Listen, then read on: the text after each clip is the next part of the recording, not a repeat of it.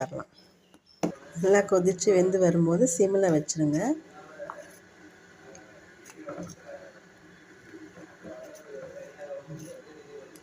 கஞ்சி நல்லா ஆயிடுச்சு. இந்த கஞ்சி பொடியிலேயே கொள்ளு பார்லிலாம் போட்டிருக்கறனால உடம்புக்கு ரொம்ப நல்லது. பார்லி சத்துக்கு நல்லது. கொள்ளு சளி இருமலுக்கெலாம் நல்லது. சாதாரணமாக உப்பு போட்டு மிளகு சீரகம் போட்டு சாப்பிடலாம்.